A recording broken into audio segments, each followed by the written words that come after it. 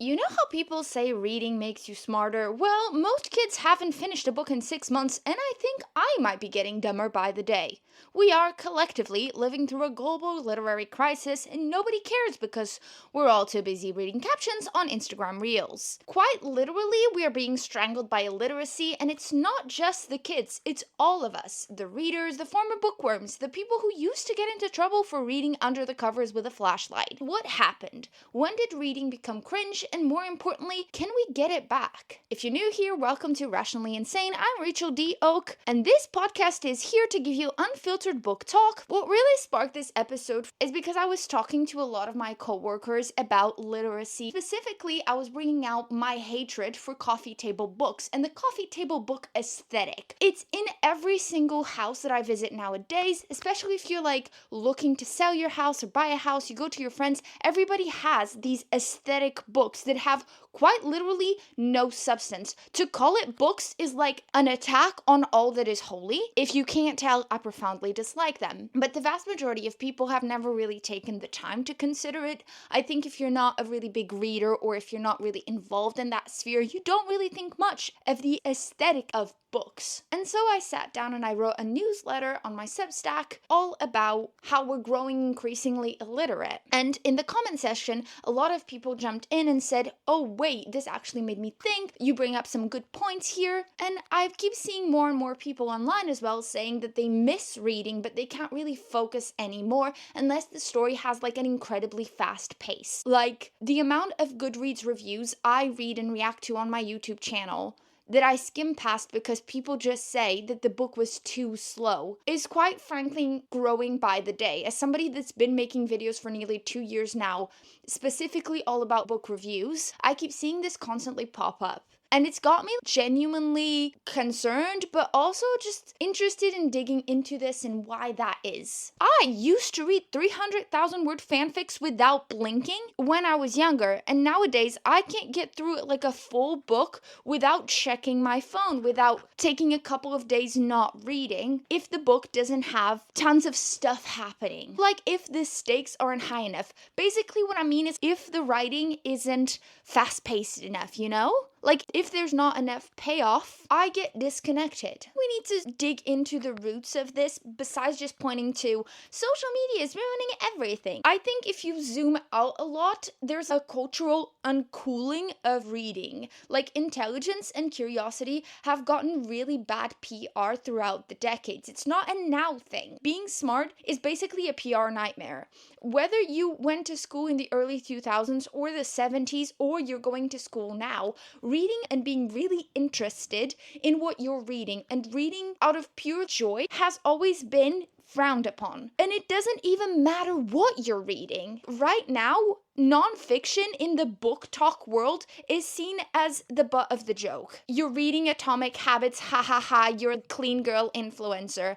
Oh, you're reading 28 Laws of Power, bet you're a hustle culture bro. And this theme of mockery is constant. When I was younger in school and reading and writing fanfiction, that was seen as uncool. That was seen as, oh my god, you're such a loser talking about bands online. And even before then, if you're in primary school, middle school, I'm not really sure how grades work around the world, but reading then was also seen as profoundly uncool. I always had a book on me because I just loved reading so much. I read anything. I would read the back of a cereal box while having breakfast 4 times over, you know? I'd read the labels of a shampoo bottle. But that appetite for reading and learning, whatever the context, whether that was fiction, non-fiction, highbrow, lowbrow, was never seen as something that was braggable. When people asked you what you did on the weekend, saying read 3 books wasn't cool. If you went surfing or if you went out for a meal or out with your friends, that was obviously cool. But doing something for yourself by yourself never was. And now zooming in more to present day, I'm gonna say the past few years, you had this massive boost of the clean girl aesthetic. aesthetic and people improving themselves in winter arcs and yada yada and hustle culture and things like that.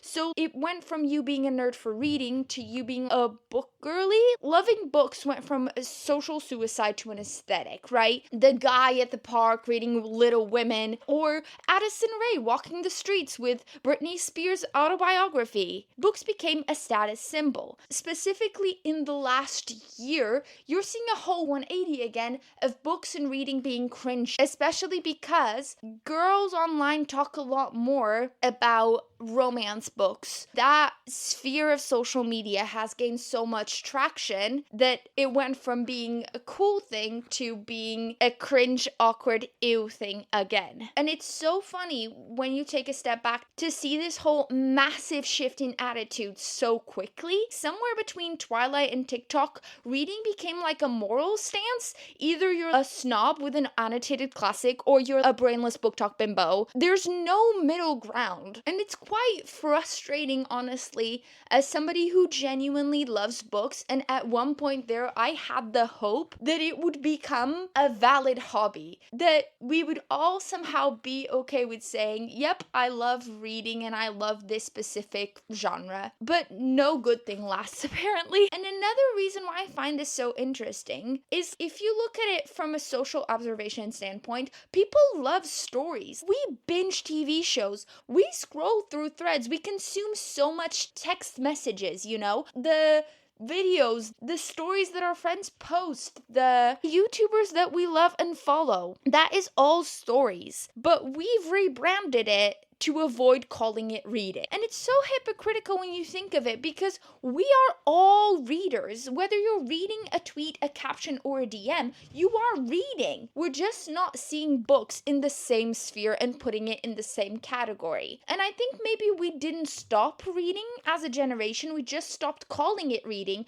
because that sounds too earnest. Like I mentioned, I used to love reading as a kid, but then me and the vast majority of people, we just got too busy with work and with our entire society putting us on the brink of mental collapse that reading books fell into the back burner of hobbies. And I went through years of not reading, and then, I don't know, there was like a click in my head and I started reading again, and thank God I did. But this is not just like a story of my life kind of thing, okay? So let's move on to one of the reasons why I think we're witnessing the slow death of reading, and that obviously is linked to the death of attention. Our brains are fried, and it's not entirely our fault. We all know that our attention span is shrinking. We're doom scrolling, we're overstimulated, we're constantly searching for some kind of instant gratification. Our brains used to crave plot, and they used to crave really interesting, in-depth, picking apart things, and now we just crave dopamine. And we've been conditioned to be this way. It's why I find it really difficult to point at a kid that says they don't like reading and say, well, they're just raised improperly or something like that. It's not their fault. If you shove a super colorful iPad or YouTube video in somebody's face, we're all gonna become entranced. Me, a published author, cannot sit through 10 pages of nonfiction without getting sidetracked.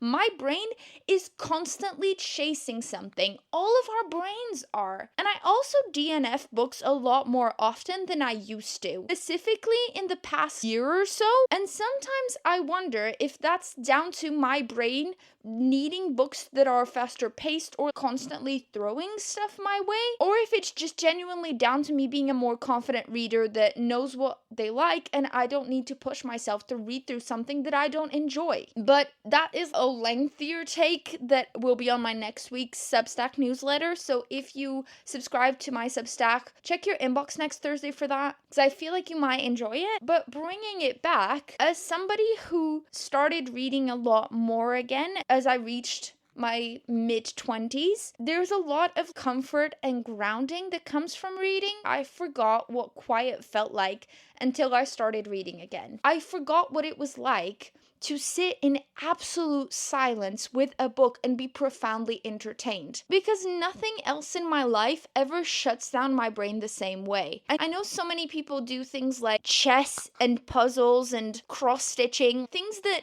also exercise your brain and put you in a sort of meditative state, if you will. But books are genuinely the only thing that fully takes me out of overanalyzing and searching for something outside of it. Unless, of course, we're talking about nonfiction. If you've ever put your phone face down, opened your Kindle, and 30 seconds later flipped it back because you needed to Google the name of that one guy from that one show, you're a victim of this problem. You're a bookworm in remission, and you are genuinely not alone. I feel like I'm a bit all over the place with this episode, but I hope you're following along. And I want to take us back to a conversation that I had with some of my coworkers a couple of weeks ago, where we were having a very quick aside, and I asked about their kids, and these people have kids of all ages, and I asked about bedtime stories, because again, my brain is very tuned into books, like 90% of the time, and a lot of them said that they don't really read their kids' bedtime stories on a nightly basis. They have dance parties and they watch Miss Rachel and stuff like that. But the habit of reading is not something that is instilled anymore. And this was not just a one person stating this was multiple people. And my mom is a teacher. My aunt has a kindergarten, and I was so curious, and I brought this up on one of our calls, and both of them said that the bedtime reading and the bedtime story is basically extinct now. The vast majority of parents just don't do it. It's just not happening anymore. And I'm not saying Bluey and Miss Rachel are the enemies here, okay? I'm not blaming the iPad generation. I'm just saying, while shows like Miss Rachel and Bluey are educational, they're not a storybook. You cannot like and subscribe your way into a love of words. Losing that bedtime story tradition, something that was instilled in me so early on, means that kids are growing up less able to imagine and empathize and engage with nuance. We're raising generations who can identify every Paw Patrol character but cannot identify tone in text. And this isn't that kids these days are dumb. I'm talking about disconnection here. It's not a rant about how TikTok ruined books. It's how we stopped giving our brains time to breathe. So much of reading is mental, emotional, and societal survival. Reading does what no other medium out there does. It teaches us so much about empathy and introspection and silence. It is the only thing that I can think of where you can genuinely get engrossed and put yourself in someone else's shoes and finally see things from their perspective. When a book is really well written, you can easily envision yourself as a character who's gone through some really horrible things, who's at a completely different space in life than yours, whether they had a really tough upbringing, whether financially they're at a disadvantaged position, whether they do have tons of money, but then they have a really awful social familial circle around them. A really great book lets you see things from their perspective. And yes, these are fictional characters,